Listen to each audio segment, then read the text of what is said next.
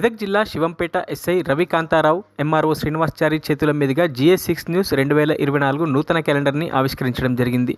ఈ కార్యక్రమంలో GS6 news Shivampet reporter Shankar తదితరులు పాల్గొన్నారు.